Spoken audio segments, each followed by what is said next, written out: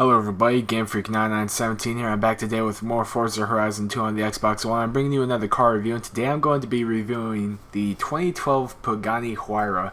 And now that I'm actually reading about this engine, I think the engine swap may be more based on this engine and not the McLaren F1 engine. Although I'm not exactly sure. Both engines are fairly similar, but it's possible that it's based off of this engine. But anyway, this engine is a 6-liter V12 from Mercedes, while I believe the McLaren F1, I believe that's a 6-liter V12 from BMW. Although I'm not exactly sure. I probably should have read up a little bit more on this before I started saying that the engine swap was the F1 engine. But anyway, it could be either one of those engines, and it's probably this one. I'm not exactly sure. Don't quote me on that. Don't quote me on any of the other things that I've been saying about that engine swap. But anyway, continuing on with this review, this car, or the 6-liter V12 in this engine, is capable of producing 700 horsepower, 737 foot-pound torque, and it weighs 3,153 pounds. So it is, it's actually pretty light and very powerful. You know, the past two reviews, I've had the Corvette ZR1 and the Noble M600, and both those cars were fairly similar in both power and weight. Well, actually, no, not the weight, because the Noble was actually a lot lighter, but I think the power were similar. Now, this car is more powerful than both of those cars, but it does weigh more towards the Corvette. So I'm going to just see what this car is going to be like. And this is also one of the most expensive reviews that I'm doing. This car costs 900,000 credits. The only car that cost more than I had reviewed was the Bugatti Veyron. But anyway, let's go ahead and jump right into the review. Already about 2.5 minutes in and haven't even looked at the car. So the color is very limited, but both colors very nice looking. It had this sort of metallic salmon kind of color in the red. Now the red is gorgeous. I love this red, so I'm going to go with that. But one of the reasons why I like this car so much is because Top Gear, basically, the UK Top Gear. And the reason why is because Richard Hammond loves this car, and Jeremy Clarkson likes to make fun of this car, mostly because of the name, because it has a somewhat complicated name, being Huayra, which is, it's very difficult to pronounce if you haven't heard how it's properly pronounced. And Jeremy Clarkson sort of displayed that by going just mumbling through it. But anyway, let's see how this 6-liter V12 sounds.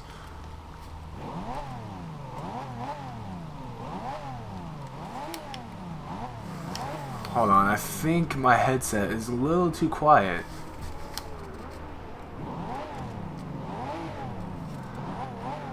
Ooh, that's a very nice sound, but it's almost on the quiet side for some reason. I'm not sure if that's just the game or my headset or whatever, but oh yeah, it sounds good. And as you can see, it's a fairly ridiculous design. A lot of aerodynamics went into the making of this car, but also it has 4 tailpipes. But it's configured in a way that not a lot of cars really do it. Usually they have the like 2 on each side of the car, you know, 2 on the left and 2 on the right on the bottom. But this has 4 in a square shape in the middle, which is pretty cool to see. I wish that I could make some flame shit out of the exhaust, but I'm not able to stock.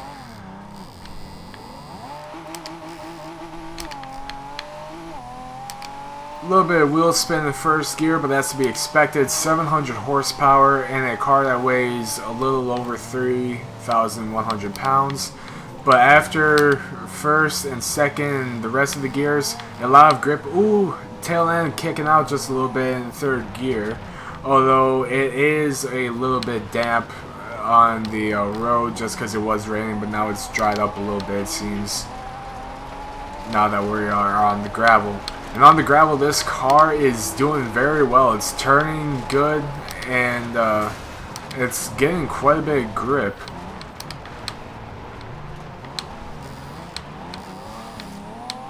Come on, what are you doing? You're in a Ferrari 458. You don't take that off-road.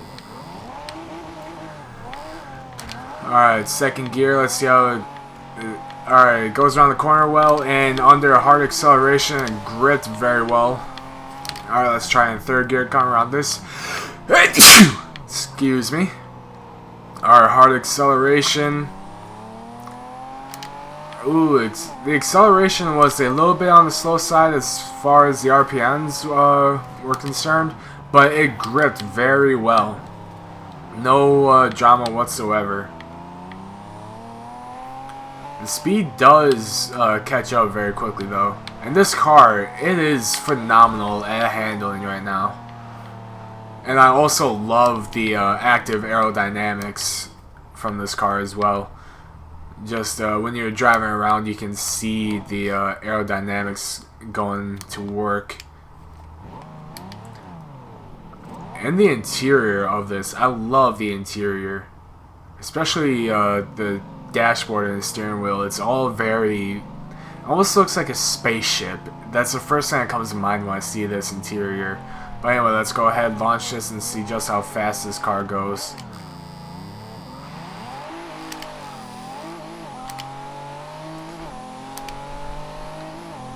Of course, quite a bit of wheel spin in first gear, but it was able to grip right at the end there. Can we break 210s possibly? Fully stock? Into 7th. And... ooh, 205.54. Not quite 210s. So, write that down. 205.54. That is faster than the Noble, but not by a whole lot. The Noble did a 202.83, and this car is working with 50 more horsepower, although this car is heavier, so that's something to take into account.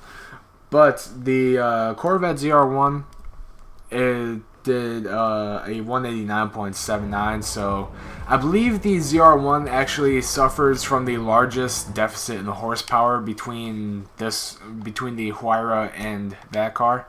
But let me know what you I don't know. Alright, so drivetrain swap. I have an all-wheel drive swap. Not going to do that. No aspiration or engine swap. So I'm actually pretty sure that the engine swap for the 6-liter V12 is from this engine.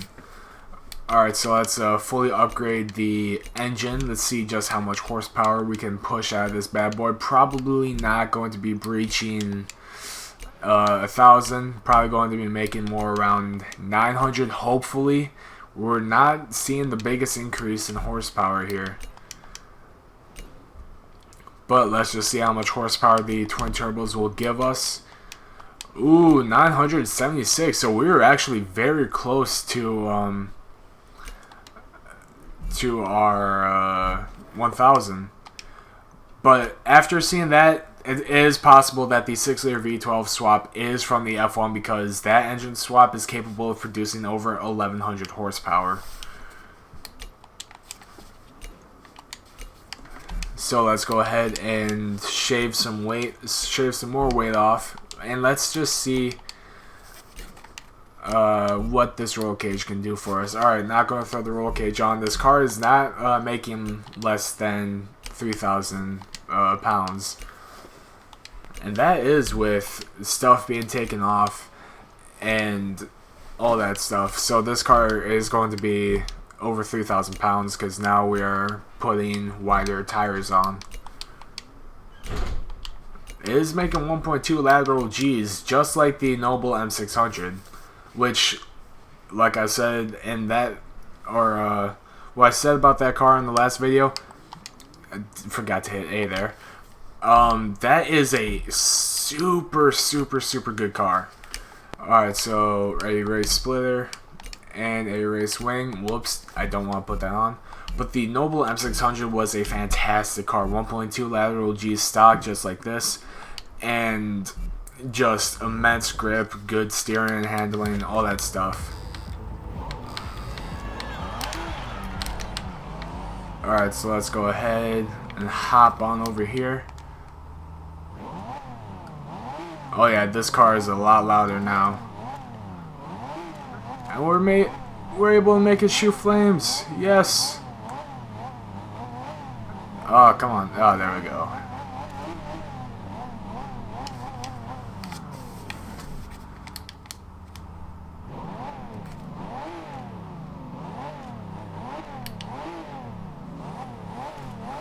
Man, I'm not sure though. This engine does sound somewhat similar to the engine swap, so I'm not exactly sure.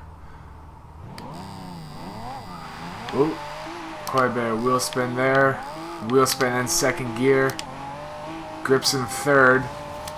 But I'm a little bit scared to see what that means for the corners. Alright, bring it down to third. Still awesome turning, of course, 1.2 lateral Gs. Whoa! Yeah, you can see the active arrow really trying to work there. But just look at the active arrow through the gravel here. I love the attention to detail that they put into this car.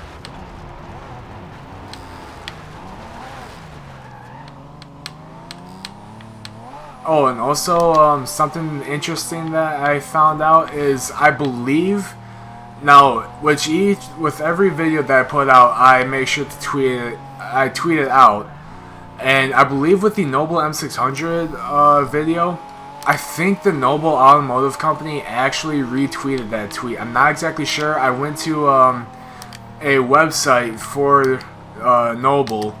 I'm not exactly sure if it's official or whatnot.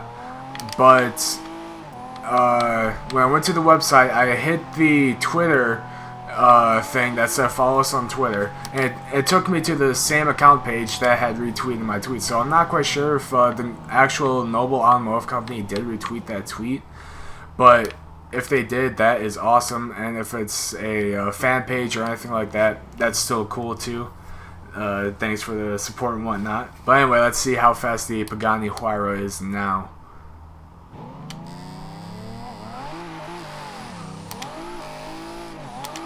Yup, still spins in second gear. Gonna have to knock some points off for that.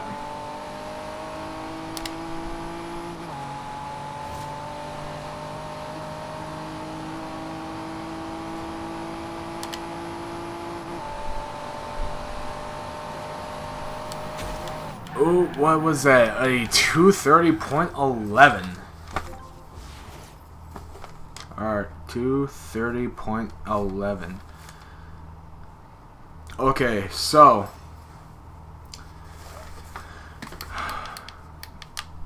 first off, is this car worth the money?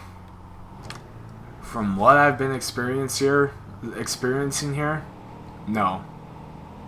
Unless you leave it stock, that's basically the only way it's actually worth the money. No, 900,000 credits plus more credits when you upgrade this car. I don't think it's worth stock. Now, fully upgraded, both the Noble and the Pagani were very similar at 230 miles an hour. Now, if you want to get into the nitty-gritty, the Noble did go faster. It did a 230.97 to the Pagani Huayra's 230.11. Now, keep this in mind. The Noble M600 is a, what is it, 220,000 credit vehicle. Now, compare that to the Pagani Huayra's 900,000. That's a huge difference in money, and this car, it does not handle at all like the Noble. You know, the Noble is one of the most perfect rear-wheel drive race cars I have ever driven in this game. And if I had to choose, I would honestly pick the Noble over the Pagani. But stock for stock, I would probably pick the Pagani over the Noble. Stock, this car is very, very good. And it performs just as well as the Noble, and maybe a little better in some other aspects. I believe this car actually accelerates faster, and it's actually faster in a straight line. It beat the Noble by, you know, just 3 miles an hour, but that 3 miles an hour can make a fairly big difference. You know, if you're like, just let's say you're racing for pinks online against somebody stock for stock, and they had a stock Noble and you had a stock Pagani, the Pagani would possibly win that. I believe that the Pagani accelerates quicker, plus it has the higher speed. But on a track, I would easily take the Noble. Well, maybe if it's stock for stock, I might take the Pagani, because the Pagani does very good at accelerating out of the corners, and accelerates fairly quickly as well. But so does the Noble. But if I had to choose between either car, stock for stock and modded, I would choose the Noble. You know, the Noble is so much cheaper, and it performs just as well as the Pagani. But I'm not here to brag about the Noble or anything like that. But my honest opinion about the Pagani, it's an okay car. You know, as a track car, I wouldn't take this out. You know, it spins just a little too much for my taste. And even though it is fairly controllable, it's like right there, I wasn't even trying to make it spin. I was in 4th gear going around that corner, and I gave it just a little too much gas, and the tires started to spin. But would I rate this car as a track car? I'm going to give it an 8 out of 10. The only reason why it's not lower is because everything else about this car, except for the spin, it's good. It is damn good.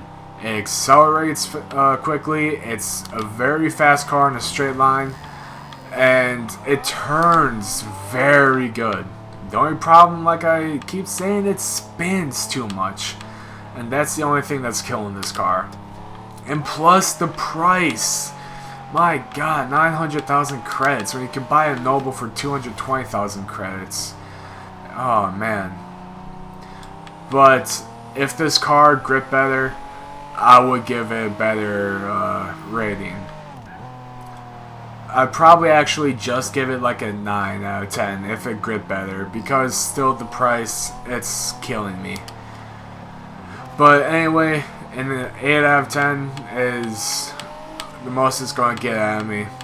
Anyway, I'd like to thank y'all so much for watching. If you enjoyed the video, let me know in the comment section down below, or just give the video a thumbs up. If you want to see more content from me and my friends when I record with them, make sure to hit the subscribe button. I'll be uploading daily.